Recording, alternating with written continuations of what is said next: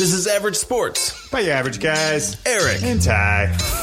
That would be so bad. Yeah. This is Average Sports. Your average sports. Average Sports. Thanks for tuning into another episode You're of listening to Average Sports with your average guys. Average Sports, average guys, Eric and Ty. Thanks for tuning in. It is another episode of Average Sports with your average guys, Eric and Ty. It's season 4. Eric, can you believe it? I know, man. Season 4. 2021. I'm pretty excited about this, man. You know, we've been doing this for 3 full years now, 3 full seasons. Yeah. And I'm just as excited as I was starting season 1, except hopefully we are a lot better at actually doing this. I like to think so. And you know what? I didn't get you something tangible, but I did get you a gift, Eric. You want to know what it is?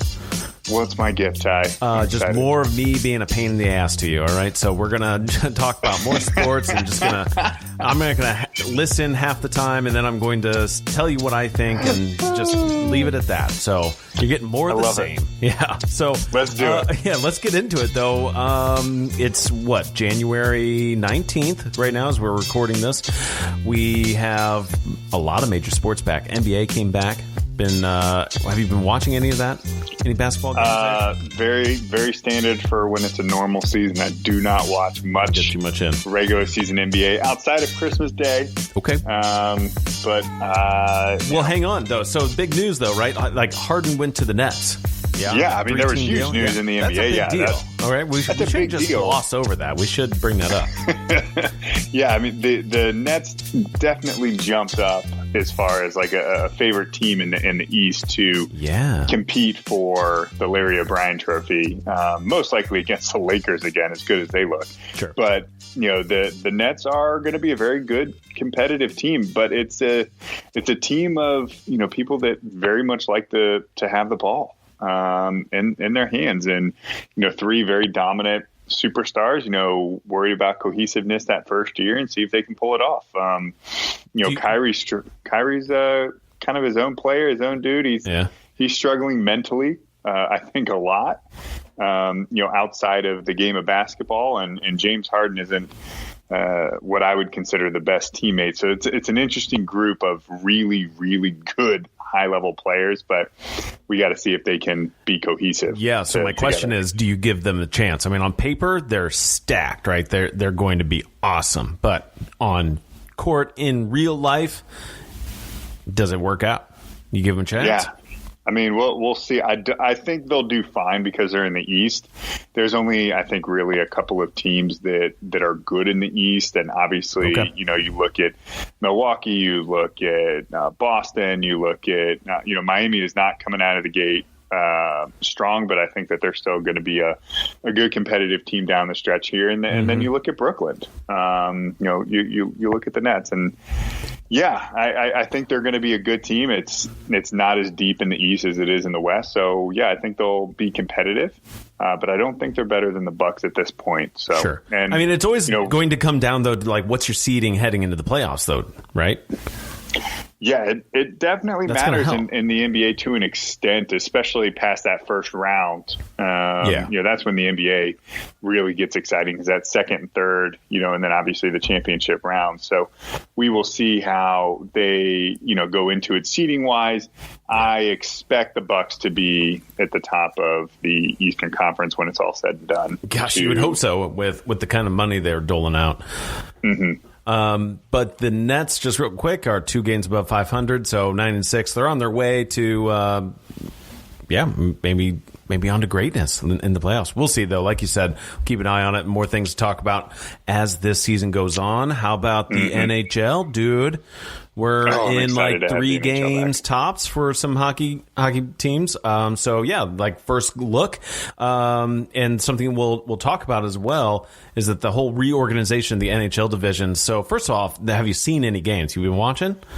Yeah, I've definitely been watching. I watched just about everything they had on opening day, between all the games kind of being staggered to a point where you could watch just about everything. And I just enjoyed taking it all in. It was fun. And, watched the Blues here locally on night 1. Oh, did you watch? They played San Jose last night. Did you watch that game? I did watch that game. They looked really, really good in the second and third period. That was an entertaining hockey game because it was a back and forth. San Jose went up two goals in the first period, and then Blues came back, went up 4-3 in the second period. It was a lot of good ice hockey going on. I don't know. Yeah, it was an exciting game. It and earlier today I had on, before we started recording, I had the Pens and the Caps on. Okay. So a classic Eastern Conference matchup there. Right. And last I checked, it was 4-4. So, another good game that's going on there on the East too. So I'm just excited to have it back. And, I just love hockey, so it's a fun sport to have back. It always is. I mean, for how fast the play is. It was interesting to see, though. It's worth noting that the NBA and NHL both did away with the bubble system that they had for the playoffs, which made a lot of sense then, and now they kind of feel like they have a game plan, if you will, on how to go about playing the season. And it seems like it's a fair system. I mean, it looks very reminiscent of the NFL, just a lot fewer fans in the stands. I thought it was neat for St. Louis last night, to recall that game. They only let in like 300 fans, and most of them were for frontline workers and then some friends and family of the athletes. So small crowds, a little bit different of experience, and definitely with those seat covers on there. I mean, it almost feels like you're watching still an exhibition game or just a practice or something. But the hockey is still very much the caliber. I mean, on the basketball court and hockey rink, the level of play, the caliber is up there still. Yeah, I would agree. I think, the players had a lot of time to adjust, and they kind of shook off the cobwebs for what was going to be competitive when they were both in the bubble systems. And, they were kind of used to that, at least for the majority of the leagues, or the majority of the teams in each league were, got a chance to get used to what that bubble system looked like and kind of shake off some of the cobwebs. And, now they're all playing at their home courts and arenas and ice rinks and whatever the case. And so they're a little bit more comfortable in that sense. So I definitely would have expected all these teams to kind of come out firing and looking a little bit more like normal. Yeah. Let's talk about, though, the NHL did a huge reorg on the teams and for how the league is split up into divisions. It's now down to 4 divisions. And it's just take a direction, basically. Well, they have the Central, not the South. Outside of that, excuse me, you're looking at a big shakeup. What do you think of this? Right now, I'm like not in love with it. I'm having a hard time. I don't mind it for a couple of reasons. One, the NHL has a different obstacle to overcome than any of the other sports. And I say that it's not like there aren't teams in Canada. We have the Raptors and we have the Blue Jays, up there in Canada. But the NHL in particular has a lot of Canadian teams. They have 7 to be exact. So Toronto, Montreal, Calgary, Ottawa, Winnipeg, Edmonton, and Vancouver. I feel like you're about to make a point. And the point is obviously, it's more of a legislation thing. Canada isn't letting people in for something like sports. So they did have to do something here with these teams to put them together to, obviously keep the Canadian teams together. So they had to make, the North Division. They had to make Scotia the Canadian North Division. And then I think they did the best they could. With what they had as far as like divvying up the Central and the East and the West. For us being in St. Louis, the standout teams are St. Louis and Minnesota are in the West, which you don't think of those two teams as Western teams. You think of them obviously as Central or even more on the East, when you truly think about it. And then, some of your Central teams, again, like teams that I wouldn't necessarily think about that, like Dallas is in the Central, but they're playing, teams like Carolina and Florida and, Columbus that are, and Tampa, who are much further east. But I don't mind it. I like the fact that they're just sticking it with just the divisions that they're playing in. Mm-hmm. Those are the only teams that they're playing. I mean, it makes a lot of sense for the adjustments that are needed for this season. Yeah. It it does help minimize the risk for them. It helps minimize the travel, because one of the things that I actually really like about this that they're doing is, when these teams are going, to whatever city that they're in. So, they fly to Los Angeles to play the Kings. They're staying in LA for 2 games. They're not going from LA to, which would then be Anaheim, which is, it seems very close on paper, but it's a lot further traffic wise if you think about it in LA traffic. Is there traffic out there? I didn't know that. Yeah. There's a little bit of traffic. I'm not sure if you heard.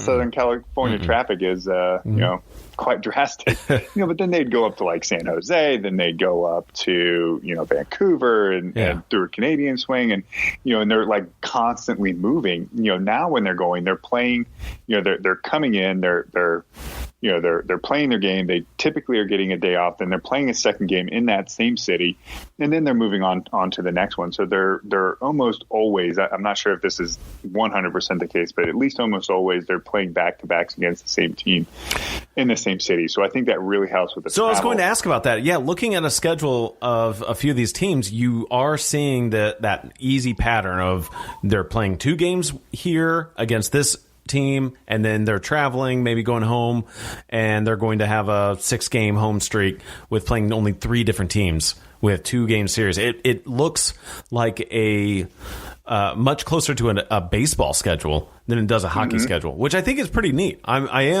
I have to say, I am a fan of that, getting to see kind of those series happening, those small series, and to see how teams, being a fan of St. Louis, of course, their first 2 games against Colorado, which is another team I really enjoy. So that's at least one thing I'm a fan of, getting to see more St. Louis Avs matchups. However, St. Louis took the first game pretty handily, so you'd think that the second game would be pretty close. No, it was 8-0. Colorado stomped them, and it was crazy. Yeah. So it's going to be interesting to see that happen maybe more often in the league. I don't know if these teams can make those adjustments and remain competitive for game 2. I think that builds up a little extra hype. Yeah, completely agree. I think that's what's really exciting about whether it's playoff basketball, baseball, or hockey, is that you get those adjustments between, from game to game. And it really makes a difference, especially in hockey and basketball, where that's not typically the schedule that they're having. Yeah. And from time to time, you would get a home and home in either of those sports, but typically doesn't happen all that often. And it's really going to be fun to see and watch these teams make that adjustment, because it's happening night in and night out, because they're playing those same teams again, just kind of in these little mini series, 2-game stints. But what's really exciting is that they are, they are packing it in against all these teams, so they're playing the same 6 other teams, the whole season. So it's going to be very intense, especially I think down the stretch. Yeah, well, which I noticed that in the springtime, you may have a 4-game series. That's going to be crazy. You have almost like this playoff format at the end of the season. Then you have the real playoffs. So that's going to be interesting to see as well. Eric, is this particular schedule, not even just the schedule, I think that might actually have legs to it. Does this current format where Canada has its own division, does that stay? Are we going to see this for a while, or is this a 1-year thing? As soon as regulations open up, I think, in time for them to make the adjustments, logistically speaking, of course, they'll get rid of it. You don't want to see these teams traveling from Vancouver to Toronto, Ottawa, constantly. I know that they've done a really good job with making them, again, those back-to-backs, but you don't want your teams doing that. That is a lot of fatigue on them to go, from coast to coast still. So I think they will get rid of it when they can. Just right now, it's more of a logistical thing. So when they get the opportunity, I think they will get rid of it. Sure. At least for the, to be honest, I'm not going to lie here, Eric. This is the first time that someone had to point out that all the Canadian teams were packed together in one division. I must not have been paying very close attention, or I'm just not that smart. I'm just looking at the logos maybe and like, oh yeah, the Winnipeg plays the Canadians, and then you have. I to be honest, I was more upset at the fact that the Blues don't get to play the Blackhawks, which is one of my favorite rivalries. Love those games. Really quick on that piece right there is what's good for the Blues is they are playing 2 of the Stanley Cup contender favorites in Vegas and in Colorado. Those two are some of the best teams in the NHL, and the Blues are going to have to go through the gauntlet to earn it. Chicago is garbage this year, so it just benefits them of getting the win. But to be truly